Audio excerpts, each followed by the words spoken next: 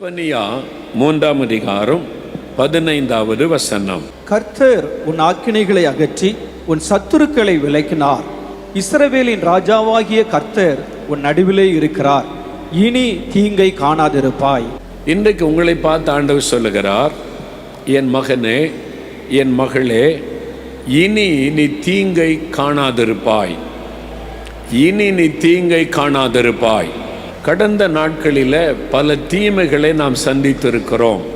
கொள்ள நோய், அதனால் தீங்கு பாதிப்புகள், பொருளாதார வீழ்ச்சியினால் உண்டான நஷ்டங்கள், இழப்புகள், பாதிப்புகள், இயற்கை சீற்றத்தினால் உண்டான பாதிப்புகள், இழப்புகள், இப்படி பலவிதமான பாதிப்புகளை நாம் சந்தித்திருக்கிறோம். அதனால் உண்டான பாதிப்புகள், தீங்குகள் நம்முடைய குடும்பம், நம்முடைய வருமானம், நம்முடைய தொழில், நம்முடைய குடும்பத்தை, ஊழியத்தை கூட அது பாதித்திருக்கிறது.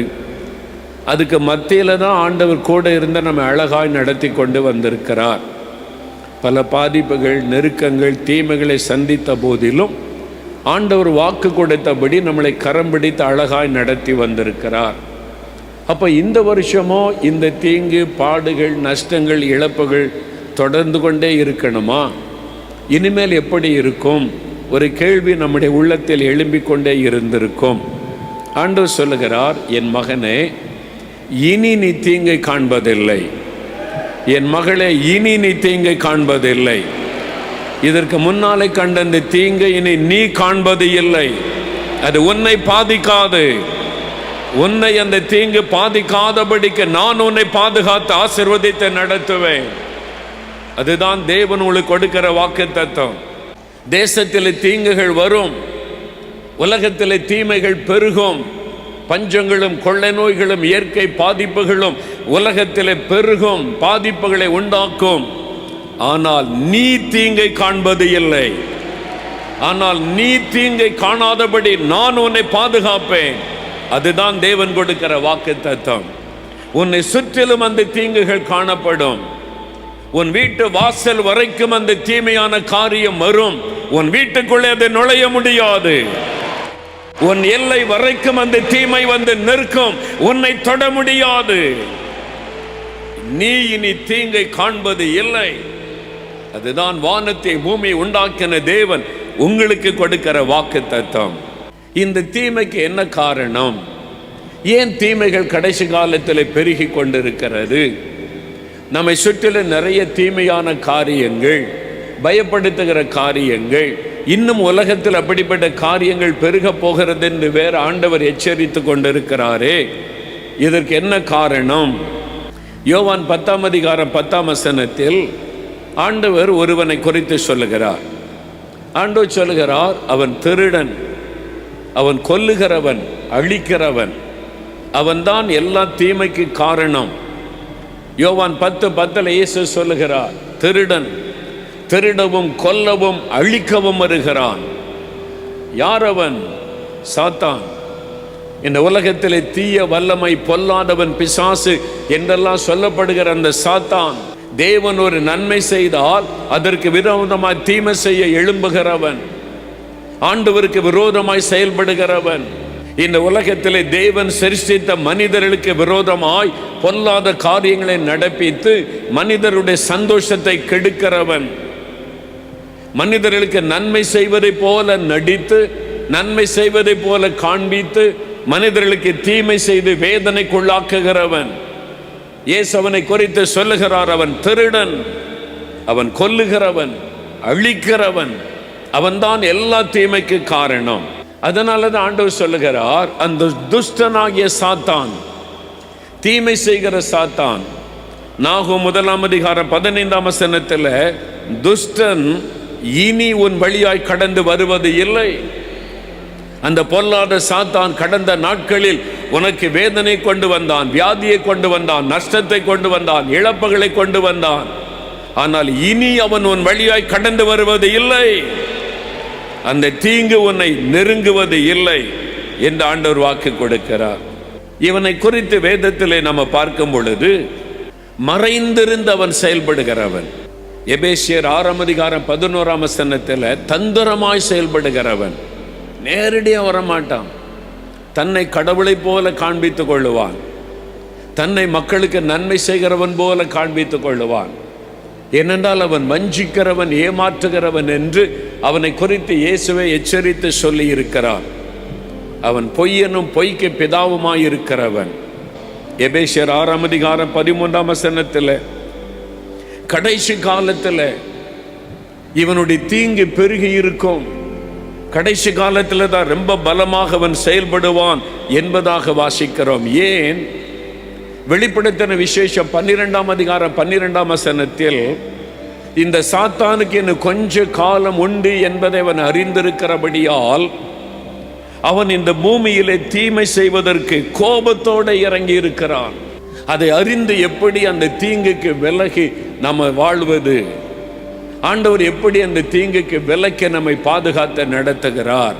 இனி நம்முடைய வாழ்க்கையில நடக்க போகிற சம்பவங்கள், நடந்த சம்பவங்கள், நடக்க போகிற சம்பவங்களை உன்னிப்பாய் கவனித்தால் இந்த சாத்தான் எப்படி செயல்பட்டு நமக்கு தீமை கொண்டு வர முயற்சிக்கிறான், காரியங்களை செய்கிறான் என்பதை அறிந்து கொள்ள முடியும்.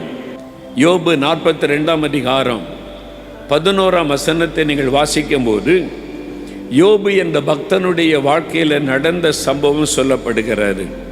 யோபு 1 நீங்க வாசித்தாலே யோபு என்ற ஒரு தேவனுக்கு பயந்து நடக்கிற ஒரு நல்ல மனிதன், ஆண்டவரால் நற்சாட்சி பெற்ற ஒரு மனிதன், ஆண்டவருக்கு பிரியமாய் நடக்க தன்னை அர்ப்பணித்து கொண்ட ஒரு மனிதன்.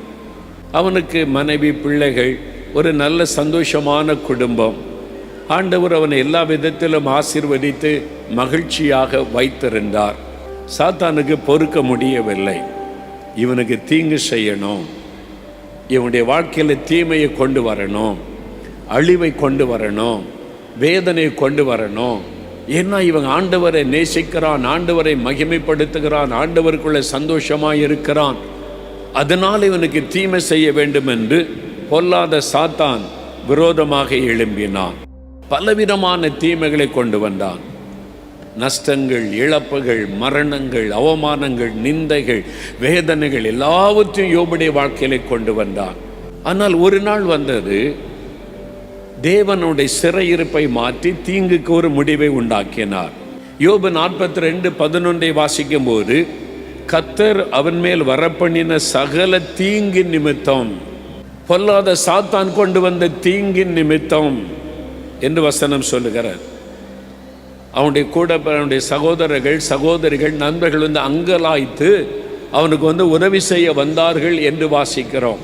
கடைசியில் ஆண்டவர் தீங்கையெல்லாம் மாற்றின பிறகுதான் அவங்கெல்லாம் தேடி வர்றாங்க. அவனுக்கு ஒரு தீமையான நாட்கள் வந்தது. தீங்கை யோபு கண்டான், நஷ்டங்கள், இழப்புகள், வியாதிகள், அவமானங்களை கண்டான். இனி அவனை ஆறுதல் படுத்துவோம் என்று வந்தார்கள். அதன் பிறகு யோபுடைய சரித்திரத்தை பாருங்கள். யோபு 42:16-17 140 வருஷம் அதன் பிறகு உயிரோடு இருந்தாராம். அந்த காலம் ஆயுசு நாட்கள், நீடித்திருக்கிற நாட்கள். 4 தலைமுறையாய் தன் பிள்ளைகளின் பிள்ளைகளை கண்டார். அதன் பிறகு அவருக்கு தீங்கு வரவில்லை. சாத்தான் தீங்கு கொண்டு வர தேவன் அனுமதிக்கவில்லை. அதன் பிறகு வியாதி தாக்கவில்லை, மரணம் வரவில்லை, நஷ்டங்கள், இழப்புகள் வரவில்லை. தீங்கை அதன் பிறகு யோபு காணவில்லை. அதே ஆண்டவர் சொல்லுகிறார், உன் தீங்கு நாட்கள் முடிவடைகிறது, இனி நீ தீங்கை காணாதிருப்பாய். யோபு அதன் பிறகு தீங்கை கண்டது இல்லை. நன்மைகளை, ஆசீர்வாதங்களை, 2 மடங்கு ஆசீர்வாதங்களை, உயர்வுகளை, மேன்மைகளை கண்டதை போல என் மகனே, என் மகளே, இனி உன் வாழ்க்கையிலே ஆசீர்வாதம், உயர்வு, மேன்மை, 2 மடங்கு ஆசீர்வாதம். இனி நீ தீங்கை காண்பது இல்லை. அதான் தேவன் கொடுக்கிற வாக்குத்தத்தம். யோபுடைய வாழ்க்கையில செய்த ஆண்டவர் உங்களுக்கு செய்வார். யோபுடைய வாழ்க்கையில தீமையை கொண்டு வர சாத்தான் என்ன செய்கிறான்? அவன் இயற்கையை பயன்படுத்துகிறான், அக்னியை பயன்படுத்துகிறான், காற்றை பயன்படுத்துகிறான். ஆனால் அது தேவனிடத்தில் அனுமதி பெற்றுதான் அதை பயன்படுத்த முடியும். இயற்கை என்று மனிதர்கள் சொல்லுகிற காரியம் தேவனுடைய கரத்தில் இருக்கிறார். வேதத்தில் வாசிக்கும் போது காற்றை தன்னுடைய பண்டக சாலையில் அவர் அடைத்து வைத்திருக்கிறாராம். மின்னல்களை தன் கைக்குள் அவர் அடக்கி வைத்திருக்கிறாராம். எல்லாம் அவருக்கு கட்டுப்பட்டவைகள். பின் எப்படி அதை பயன்படுத்துகிறான்? தேவனிடத்தில் போய் அவன் உத்தரவு கேட்டுக்கொண்டு அவன் பயன்படுத்துகிறான். யோபு 1:16 பாருங்க, அக்கினி இறங்கி வருகிறது வானத்திலிருந்து. அக்கினி இறங்கி வந்து சேதத்தை உண்டாக்குகிறது. யோபுடைய சொத்துக்கள் எல்லாம் அழிக்கப்படுகிறது, மிருக ஜீவன்கள் அழிக்கப்படுகிறது. யோபு 1:19 பாருங்க, பெரும் காற்று வீசுகிறது. அவனுடைய 10 பிள்ளைகளும் ஒரே வீட்டில் அவங்க சந்தோஷமாய் விருந்து சாப்பிட்டு கொண்டிருக்கும் பொழுது ஒரு பெரும் காற்று வீசி அந்த வீட்டை விழ செய்து அங்கே விபத்துக்குள்ளாகி 10 பிள்ளைகளும் மரித்து போகிறார்கள். ஒரு பெரிய ஆபத்தை கொண்டு வருகிறது. சுனாமி, புயல் காற்று, பூமி அதிர்ச்சி, வெள்ளங்கள், இதெல்லாம் நம்ம பார்க்கிறோம்ல. பெரு வெள்ளம், இப்பொழுது பனிப்புயல் வீசுகிறது. பல தேசங்கள் அதனாலே பாதிக்கப்பட்டு நிற்கிறது. இந்தியாவின் வடபகுதியில் கொடிய பனி பெய்கிறது நிமித்தமாய் பெரிய பாதிப்பு மக்களுக்குள்ளே வந்திருக்கிறதை பார்க்கிறோம். இந்த இயற்கை காரியங்களை சாத்தான் பயன்படுத்தி நமக்கு தீமைகளை உண்டாக்கவன் காரியத்தை செய்கிறான். அது தேவன் அனுமதிக்கிற காரியம். என கடைசி காலத்தில் ஆண்டவரே சொல்லுகிறார், பூமி அதிர்ச்சி உண்டாகும், பெரிய பூமி அதிர்ச்சிகள் உண்டாகி சேதத்தை உண்டாக்கும். கடல் அலைகள் கொந்தளித்து சுனாமி போன்ற பாதிப்புகள் வரும். இயற்கையினாலே உண்டாகிற மாற்றங்கள் மனிதர்களுக்கு ஒரு பேரழிவையும் பாதிப்பை உண்டாக்கும் என்று இயேசு எச்சரிக்கிறார். இது கடைசி கால ஆபத்துகள். ஆனால் இந்த கடைசி கால ஆபத்து இயற்கையினால பாதிப்பு வரும்போது நம்மை சுற்றிலும் பெரு வெள்ளமும் புயல் காற்றும் சுழல் காற்றும் இயற்கையினால் உண்டாகிற ஆபத்துகளும் நெருங்கும் பொழுது ஆண்டவர் பாதுகாக்கிறார். இந்த தீங்கு உன்னை சேதப்படுத்தாது, நீ பயப்படாத என்று நம்மை பாதுகாக்கிறார். அமெரிக்கா தேசத்தில் கலிஃபோர்னியா என்கிற மாகாணம் இருக்கிறார். அங்கே வெயில் காலத்தில் கொடூரமான வெயிலாக இருக்கும். அவங்க சொல்லுவாங்க, இந்தியாவில் ரொம்ப வெயிலுங்க அப்படிம்பாங்க. நீங்கள் அந்த கலிஃபோர்னியா போனீங்கன்னா நம்ம ஊர் வெயிலை விட பல மடங்கு கொடூரமாக இருக்கும். அவ்வளோ பயங்கரமான வெயில். அந்த வெயிலில் அங்கே இருக்கிற புல்களில் தீ பிடித்து கொள்ளும், காட்டு தீ. ஒவ்வொரு வருஷமும், என்னைக்கு ஒரு நாள், ஒவ்வொரு வருஷமும் அந்த பாதிப்பை நீங்கள் டிவியில் பார்த்துருப்பீங்க, செய்தித்தாளில் பார்த்துருப்பீங்க. நான் கண்ணால் பார்த்துருக்கேன். ஊழியத்துக்கு போயிருக்கும்போது சம்மரில் தான் ஊழியத்துக்கு போகிறது உண்டு. அங்கே நெருப்பு பற்றி எரிவதை நான் கண்கூடாக பார்த்திருக்கிறேன். அப்படி அது விடையே பரவி கொண்டு இருக்கும் நெருப்பு. ஒரு சமயம் அந்த லாஸ் ஏஞ்சலஸ் பட்டணத்தில் நாங்கள் காரில் ஒரு பட்டணத்துக்கு ஊழியத்திற்காக புறப்பட்டு போய் கொண்டு இருந்தோம். அப்போது அந்த காரில் உள்ள சகோதரர் சொன்னார், ஒரு இடத்தை பிரதர் அந்த இடத்தை பாருங்கன்னு சொன்னார்.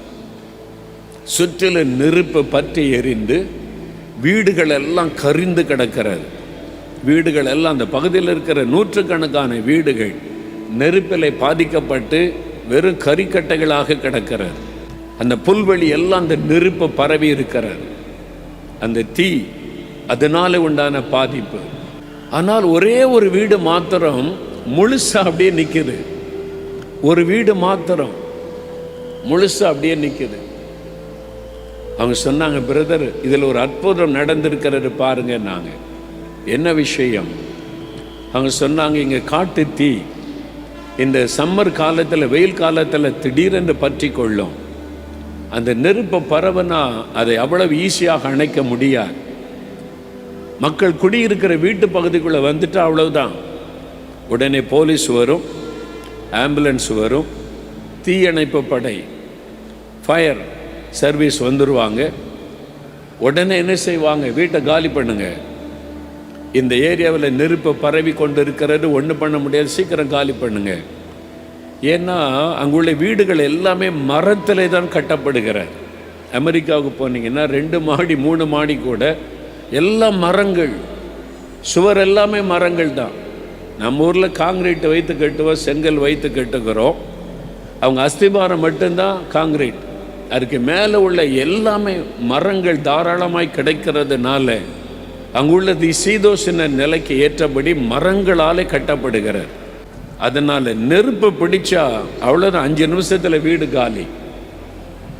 அதனால் ஆம்புலன்ஸோ போலீஸோ ஃபயர் சர்வீஸோ வந்தால் முதல்ல வீட்டை காலி பண்ணுங்க, ஆட்களை காப்பாற்றுவதற்கு வீட்டை காலி பண்ணி போயிருங்கம்பாங்க. கிடைக்கிற பொருளை எடுத்துகிட்டு வெளியேறுங்க. அந்த மாதிரி தான் நெருப்பு அந்த பகுதியில் பரவி வீடுகளில் பற்ற ஆரம்பித்த உடனே இதெல்லாம் அணைச்சி சரிப்படுத்த முடியாது, ரொம்ப நேரம் ஆகும். அதுக்குள்ளே பல வீடுகள் பாதிக்கப்பட்ட, எல்லாம் காலி பண்ணுங்கன்ட்டாங்க. இந்த ஒரு வீடு இருக்கு பாருங்க, அவங்க நல்ல ஜெபிக்கிற கர்த்தருடைய பிள்ளைகள், தமிழ்நாட்டிலேருந்து போனவங்க, குடும்பமாக ஜெபிக்கிறவங்க, ஆண்டவருக்கு முடிந்த ஊழிய செய்கிற ஒரு குடும்பம். அவங்க தான் அந்த வீட்டில் குடியிருக்கிறாங்க. உயரமான ஒரு இடம், மலைப்பகுதி, நல்ல ஒரு அழகான வீடு. போலீஸ் வந்தாங்க, காலி பண்ணுங்க காலி பண்ணுங்க, வீட்டை காலி பண்ணுங்கன்னு சொல்லிட்டாங்க. நெருப்பு பரவி வந்து கொண்டே இருக்கிற இவங்க பார்த்தாங்க, நம்ம சம்பாதிச்ச பொருளெல்லாம் இதில் தானே இருக்குது, எல்லாம் சாம்பல் ஆயிட்டா திரும்ப எல்லாமே வாங்கணுமே. அந்த போலீஸ் அவசரப்படுத்திட்டாங்க, சீக்கிரம் வெளியேறுங்க, உயிருக்கு ஆபத்து. அங்கே நின்று ஜெபிச்சாங்க, ஆண்டவரே இது நீங்கள் கொடுத்த வீடு, எங்கள் வீடை பாதுகாத்து கொள்ளுங்க, நெருப்பு வந்து கொண்டு இருக்கிறார், பாதுகாத்து கொள்ளுங்கன்னு ஜெபிச்சுட்டு போலீஸ் கட்டாயப்படுத்தி அனுப்பிட்டாங்க. காரில் கொஞ்சம் பொருளை வைத்து கொண்டு போயிட்டாங்க. அந்த பகுதியெல்லாம் எரிந்தது. ஃபயர் இன்ஜினில் வந்து தண்ணீர் வச்சு அணைச்சி எல்லாம் முடித்தாங்க. அடுத்த நாள் இந்த குடும்பத்தார் போய் பார்த்தா இவங்க வீடு மாத்திரம் அப்படியே இருக்கிறாரு. அல்லேலூயா. போலீஸுக்கு ஆச்சரியம். காவல்துறையினர் வந்து பார்க்குறாங்க, ஃபயர் சர்வீஸ் மக்கள் வந்து பார்க்குறாங்க, ஆம்புலன்ஸ் வந்து பார்க்குறாங்க. எப்படி இந்த வீடு மட்டும் அப்படியே இருக்குது? எல்லா வீடும் எரிஞ்சு கிடக்குது, சுற்றில் இருக்கிற எல்லா வீடும். இந்த வீடு மாத்திரம் எப்படி எரியலை? விளங்கி கொள்ளவே முடியலை. அந்த வீட்டையும் நெருப்பு தாக்கி இருக்கிறது என்பதற்கு அடையாளமாய் அந்த வீட்டில் இருக்கிற ஒரு மரத்தூண் நெருப்பு பிடித்திருக்கிறார். பாதி எரிஞ்சிட்டு அதோடு நின்று விட்டார். இந்த வீட்டு எல்லை வரைக்கும் அந்த நெருப்பு வந்தது, ஆனால் அந்த வீட்டை சேதப்படுத்த முடியவில்லை. தேவனுடைய பாதுகாப்பு. அல்லேலூயா. அதுதான் ஆண்டவர் செய்கிற காரியம். உங்க வீட்டு எல்லை வரைக்கும் ஆபத்து வரும், வீட்டுக்குள்ளே வர முடியாது. நீ தீங்கை காணாதிருப்பாய். உன்னை சுற்றிலும் இருக்கிறவர்கள் எல்லாம் தீங்கை காண்பார்கள், ஆனால் நீ தீங்கை காண்பது இல்லை. அதுதான் வாக்குத்தத்தம். உன்னை சுற்றிலும் தீமைகள் நடக்கலாம், உன்னை சுற்றிலும் பெருவெள்ளத்தின் பாதிப்பு உண்டாகலாம், உன்னை சுற்றிலும் பூமி அதிர்ச்சியினாலே சேதங்கள் உண்டாகலாம், உன்னை சுற்றிலும் இயற்கையினாலே பேரழிவுகள் உண்டாகலாம், கொள்ள நோயின் பாதிப்புகள் உண்டாகலாம், பஞ்சத்தின் பாதிப்புகள் உண்டாகலாம். ஆனால் நீ தீங்கை காண்பதில்லை. தீங்கு உன்னை தொட முடியாது.